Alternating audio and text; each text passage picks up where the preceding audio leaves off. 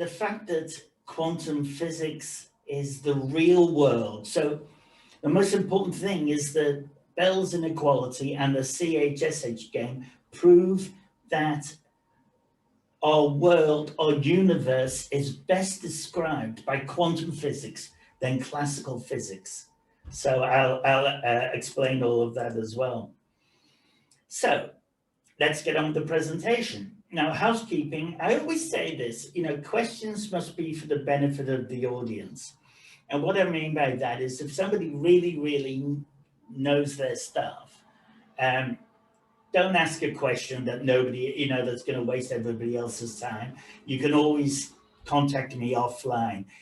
What I hate doing is having anybody who's watching not be able to understand what I'm saying and lose them because I've been at presentations and I've not followed or understood what the person's saying, and you normally just leave. Now, the prerequisites for this. So what you need to know, but I'm going to go over it anyway, because I know some of you there aren't aware of the basics, but the prerequisites are you've got to sort of know what quantum entanglement is and what a measurement basis is. Now, they're not complex, and I'll explain them to you. You don't have to understand the ins and outs of them. You just have to know what they do.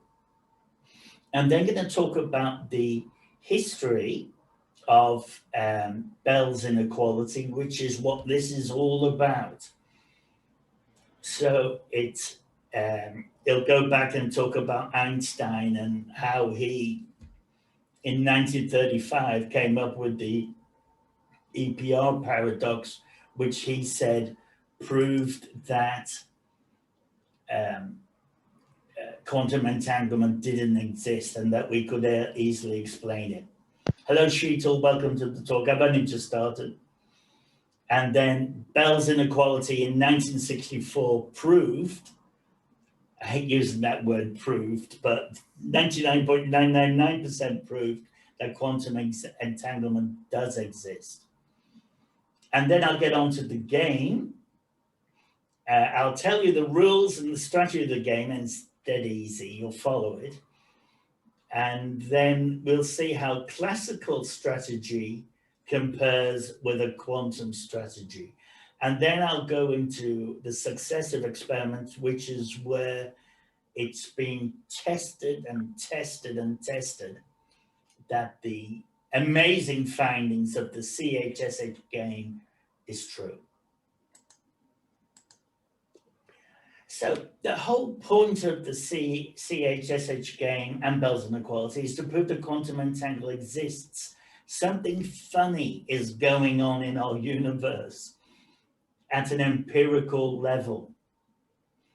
We know this from the double slit, and and I've done presentations on the double slit and the delayed choice quantum eraser experiments. But the more you familiarize yourself with them, the more you'll realize the amazing universe we live in and that we're not living in it. Because if you look at the second point, and more than that, not only does it exist, but the real physical systems of the universe are better represented by quantum physics rather than Newtonian classical physics that we live in, like gravity, electromagnetism, the strong nuclear force and the weak nuclear force. That's what we experience as bodies, but the innate, empirical, fundamental universe is composed of subatomic particles that are completely counterintuitive to us. And we get little glimpses into this world like the double slit and the CHSH game, which cannot be explained by normal, mathematics or the classical world. So we sort of occupy an emergent world. Our world of Newtonian physics and classical physics has emerged from the empirical universe. The quantum realm is the actual real universe. I quite often, when I'm talking to people, they'll say our superposition doesn't happen in the real world, and I have to bite my tongue, and, because the real world, it does happen. It's in our world, our emergent world, that we can't fathom it or understand it or describe it. And the next point, we can harness it. It's amazing that quantum computers can harness these incredible forces to do amazing things. And we really are beginning to understand how this stuff works. I mean, maybe we never will, but that's not the way to approach it. We're inching towards there. This is an exciting time to be alive.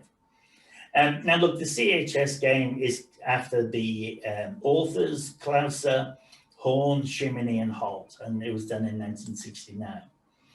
So I'm going to quickly go over, describe quantum entanglement and what the measurement basis is, because you're going to need to have a very, very simple understanding of this when we go into playing the CHSH game with a quantum strategy. So what is quantum entanglement? Quantum entanglement is what Einstein, after the EPR, so at first he said it didn't exist. He then accepted Bell's findings, and he called it spooky action at a distance. Quantum entanglement, now quantum just means anything smaller than an atom, so it's the subatomic world. And when scientists first developed the equipment to go smaller than an atom, it really made some absolutely, they couldn't believe what they were seeing. It was amazing. It was, they didn't expect what they found, because they subjected it to gravity and electromagnetism, no effect. And then they noticed there were quantum forces which we're not used to, and quantum entanglement is one of them. It means non-locality, basically. It means that if I had two entangled subatomic particles here, which could be a photon, a unit of light, or an electron, a baryonic unit of matter, you could take one of them onto the moon and one here, and as soon as you change the spin of one of the subatomic particles here on Earth, the one on the moon would automatically change at exactly the same time and in exactly the same way every time. It is absolutely amazing. And nobody has ever been able to explain why this happens. Again, though, we can manage it, and we can actually describe it very well.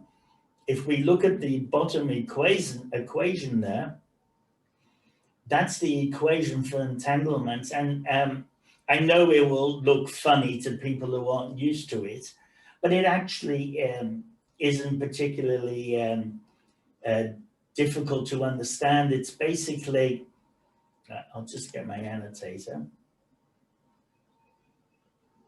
It's basically this function here, which is called psi. So that is the wave function, and it equals 1 over root 2, the first qubit and the second qubit are the same, and 1 over square root 2, that the qubits are the same.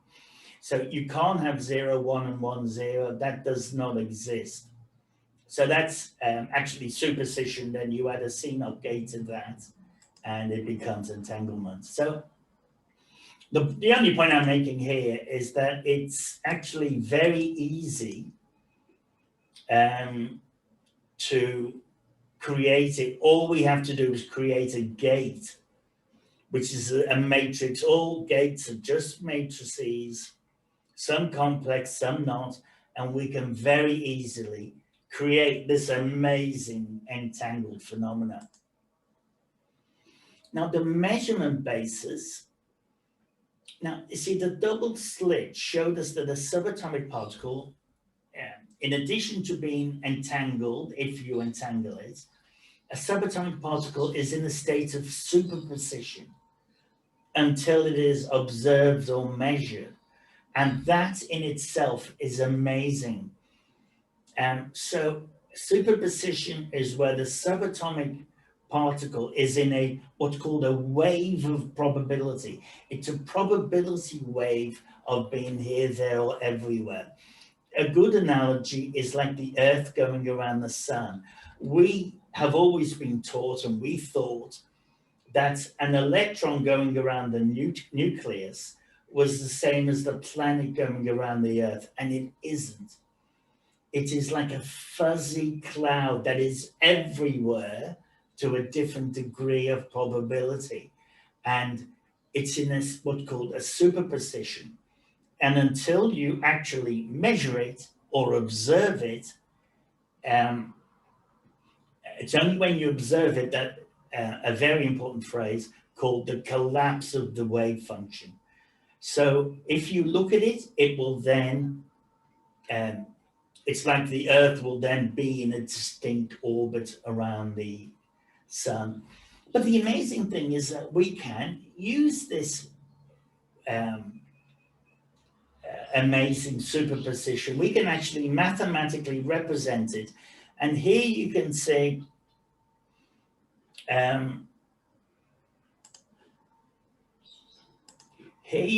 we have, so this is a three-dimensional block sphere. So with all the computers today, all the fastest supercomputers, they can only refer to the top, the exact top of the globe.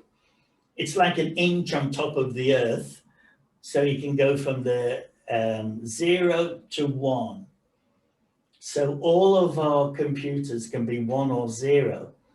Whereas we now know that there's this superposition state where it can be in many, many places. And using complex numbers and imaginary numbers, amazingly, linear algebra, we can actually refer to all these millions and infinite number of points.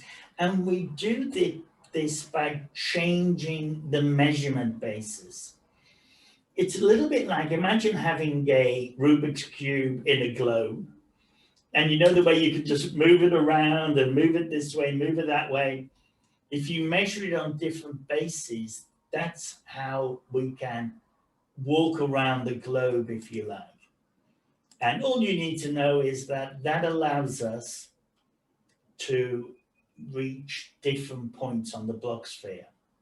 This will all become, you'll understand it better later.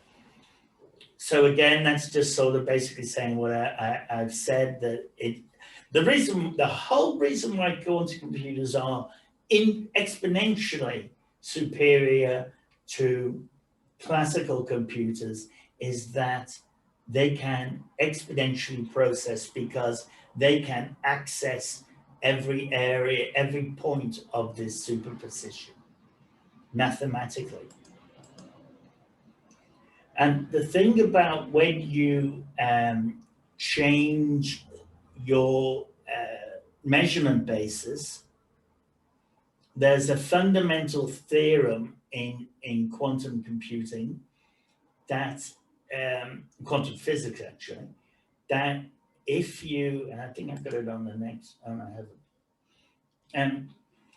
With the rotational basis, if you measure a qubit and then rotate another qubit, and this is rotated by theta, then the chances of you having the same measurement equals cosine squared theta. And that's a really important thing. Now, what we're going to do later, when I prove to you that quantum strategy is better than classical, I will show you how the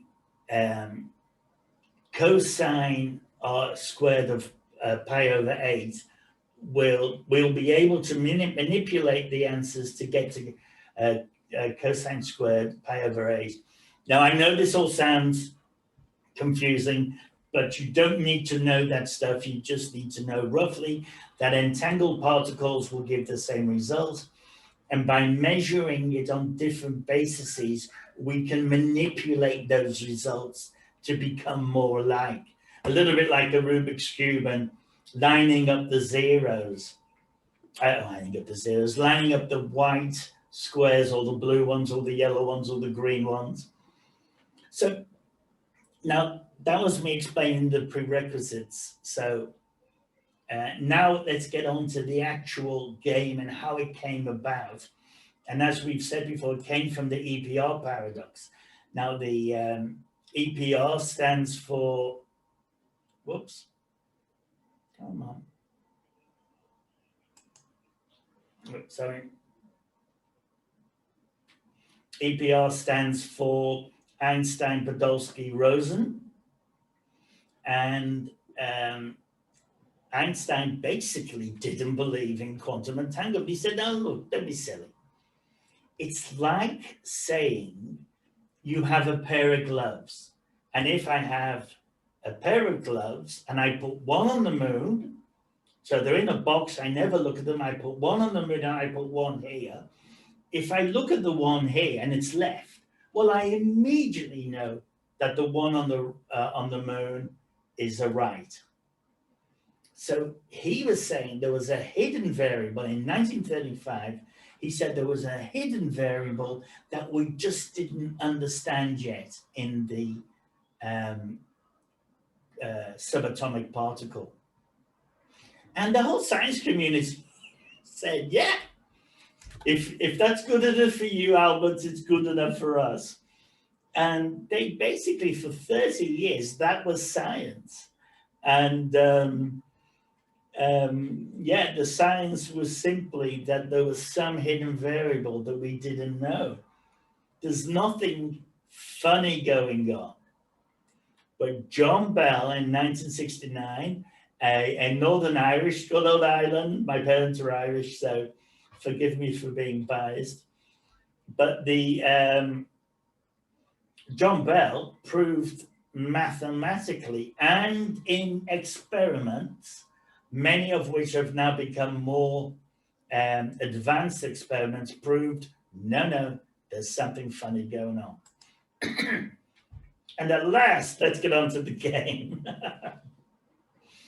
So, now, the rules of the game are very simple to follow. I'll go slowly, so because I'm going to need some input from you guys. So I'm sorry, you're going to have to type in the chat box, which hopefully you've got there in front of you.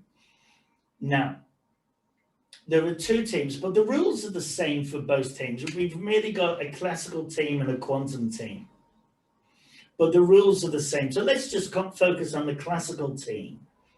And you've got two people, Alice C and Bob C. And now there's a referee who sends a bit to both Alice C and Bob C. And the bit can be 1 or 0. That's how simple this game is. Alice and Bob are there, and we send them a bit each. The referee sends them a bit. He actually sends a bit to the quantum team as well. But let's just, so to get the rules right, let's just focus on the classical team. Alice C and Bob C, and the referee sends a bit, and that bit is either 1 or 0. And it's completely random. So because there's two players, it can only be, he sends them both 0, so that's 0, 0. Or he could send Alice C 0 and Bob C 1. So it could be basically 0, 0, 0, 1, 1, 0, or 1, 1. He sends them both 1. Now that's how simple it is to understand.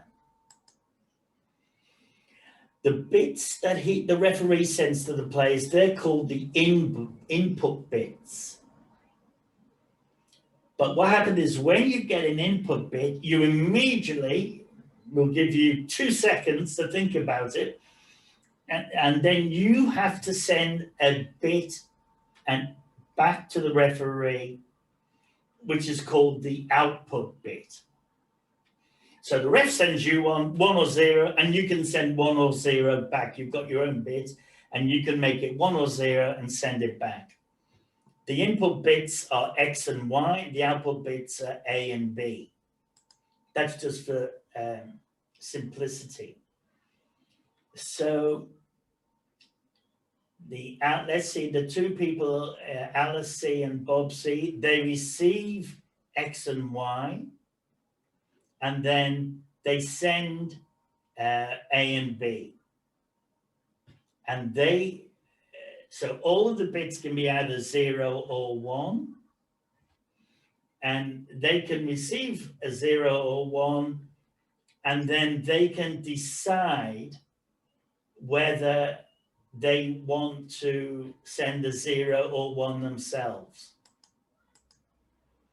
Now, I hope that's you've been able to understand it. Please, if you've got any questions, you'll help everybody. If you've got any questions, if you can put them in the chat, and I'll get to them. The other thing you need to know is that Alice C and Bob C, they can discuss their strategy, but they can't, when they receive their bit, they have to answer with their bit straight away. So they can't say, oh, what have you got, Bob? You've got a 1 and I've got a 1. So they can't do that. But they can beforehand say, well, if we get a 0, send back a 1. If we get a 1, send back a 0. Now, the other thing you've got to remember is this is the how to win. So this is what you've got to do to win. So we know the operation now. A referee's going to send 2 people a bit each, and then those people send a bit back. So how do you win? That's very simple. If the referee sends both of you a 1, then your bits have to be equal, i.e. what Alice sends back to the referee has to be different to what Bob sends back. And if the referee sends anything else, like 0, 0, 0, 1, 1, 0, then your bits must be equal.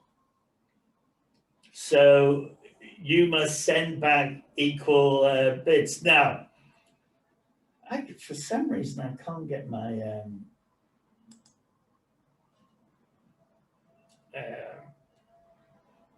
oh yeah, this is better. So look, if we could now, do we all understand that? I know it's difficult, it just takes a little bit to learn. If you could please ask a few questions in the chat, or just tell me that you follow it. Because now I'm going to ask you to think of the best strategy to win. So the operation is the referee sends you and a colleague a bit, which could be 1 or 0.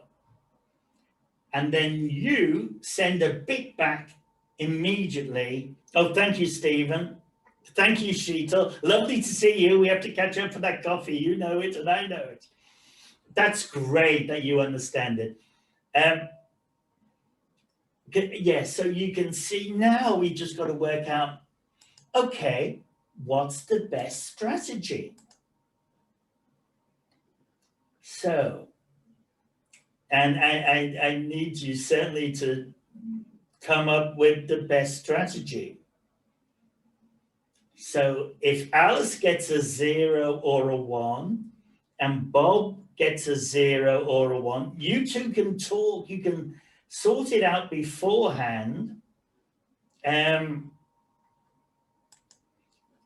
so if you can start now, text me a strategy to win the game. Because you win the game if when the referee sends you 1-1. I like it, Stephen. Could you suggest? So Stephen is saying, I'm not sure you can see my chat, but Stephen is saying just do the 75 option, same each time. Yes, Stephen, so you're suggesting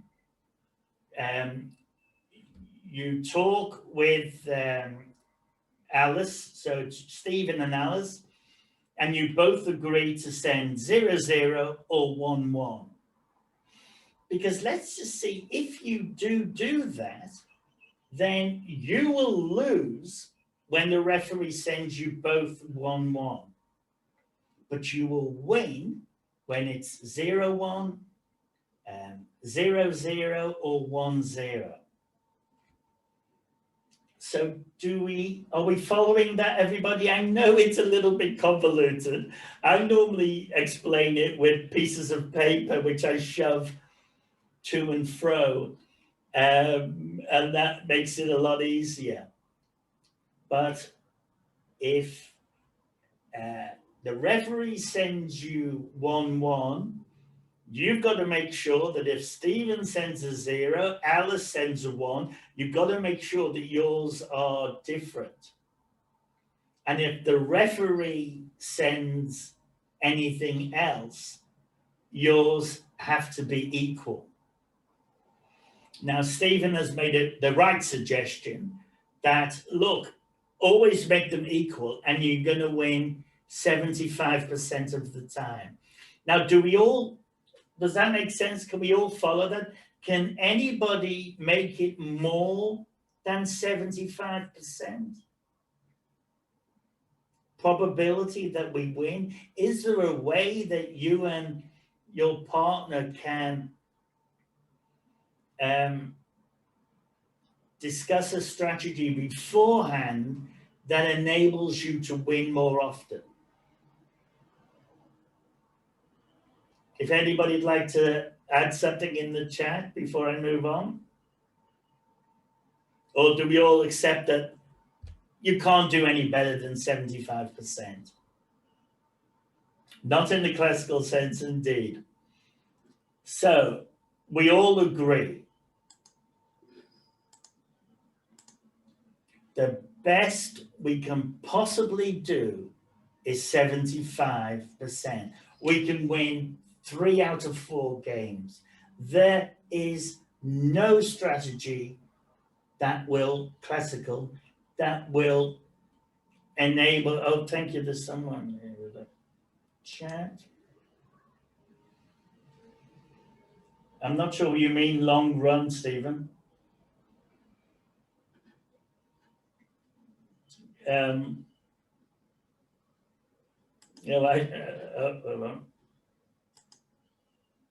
In the long run. Oh, yes. Sorry, yes. Stephen's saying that this is in the long run. Obviously, you could be horrendously lucky for the first 5 or 6 games that you could just amazingly guess it. But over time, there's no better strategy. Now, as you can imagine, there is a better strategy with a quantum strategy. And this proves that quantum entanglement is weird. Something weird is happening. Some representation of the real world is better done under a quantum strategy than the classical. Now, so now here's the quantum strategy. Now, I can go into detail if individually with everybody if you would like, but I don't want to spend too much time on the measurement basis because you need to understand that before you can work it out. But there's a strategy. And you might remember before I was talking about with the measurement basis, if we could rotate, do a rotation on our bit or on our qubit. So what happens is in the quantum strategy, Alice and Bob entangle the bits so they become qubits. So they are entangled. Now, obviously, if there's no such thing as quantum entanglement, it's not going to make any difference. But they entangle their bits, and then they have a strategy. And all that, think of the Rubik's Cube again. All they're doing with their strategy is making sure that they manipulate the block sphere so that all the angles, all the options, 0, 1, 1, 0, 1, 1, and the replies are 22.8, which is cos squared pi over 8. Now that's, I hate saying that because it sounds complex, it truly isn't. But that strategy will amazingly, over time, give us these amazing results. So, just so that I'll just tell you the strategy. Alex Q, she receives a bit and her X is 0. What does she do when she gets a 0? Well, she actually measures it on the normal measurement.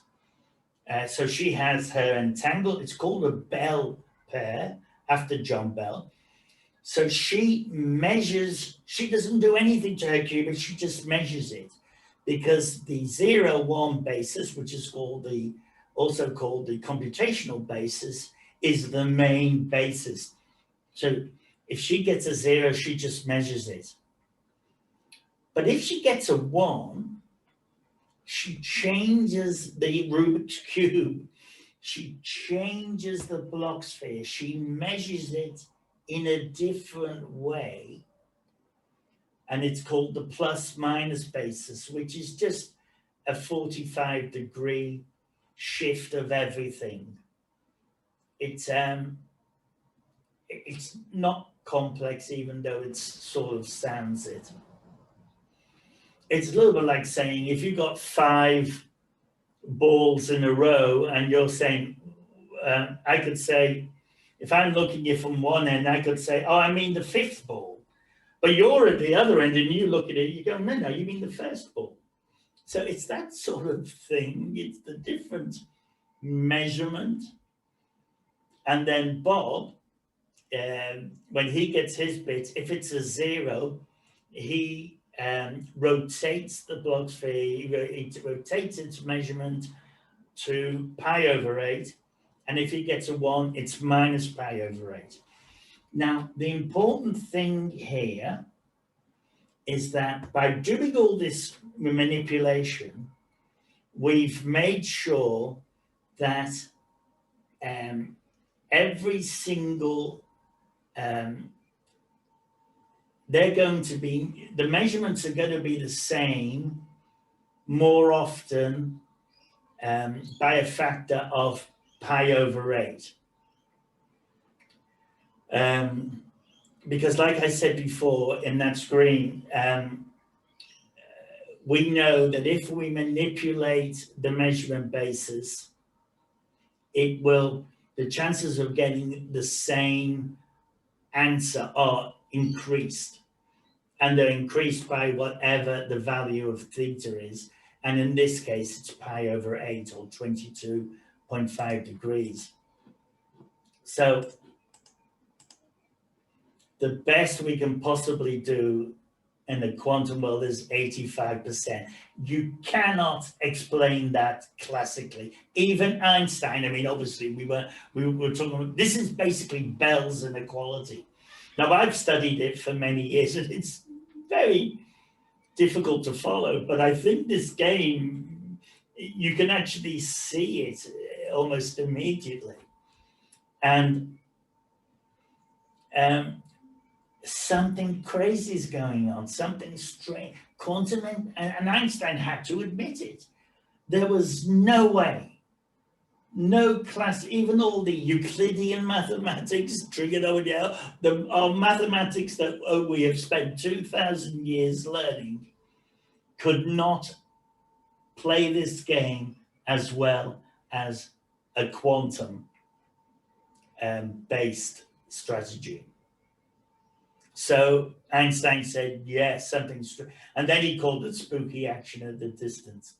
It's almost a little bit annoying that he gets, because of who he was, he gets famous for calling it spooky action at a distance, but he was the biggest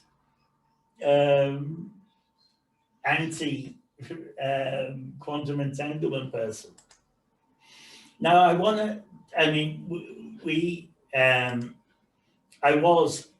it's very easy to set, if it's already been done, to set up a program, to play on Qiskit or one of the other programs, but, you can play them thousands of times. And there have been experiments since then, and I want to draw your attention to Alain Aspect, very famous physicist. He's now does many, I think he's done, correct me if I'm wrong, but I'm pretty sure he's done talks on Quantum Appaloosa, which is something I suggest you guys get onto as well. I present on a sort of weekly basis.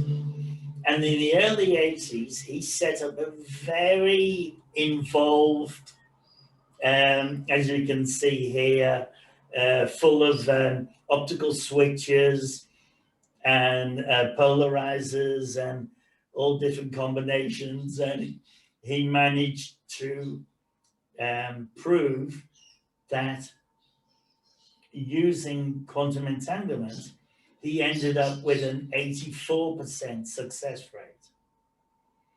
So fantastic, way ahead of 75, 10% increase.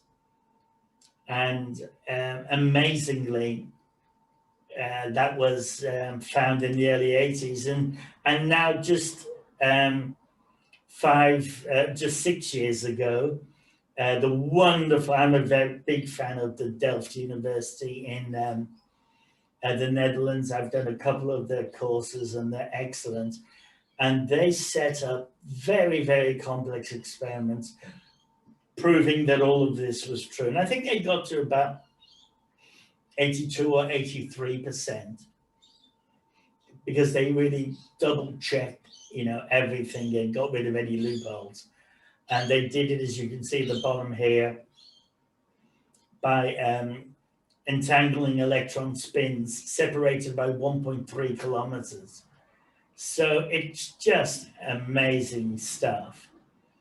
And it's now, no one disagrees. It's proven to a very, very high degree that quantum entanglement exists and is very, very weird. I've also got, I'll send you all, by the way, if you're in my Quantum Australia meetup group, I'll be posting this recording there.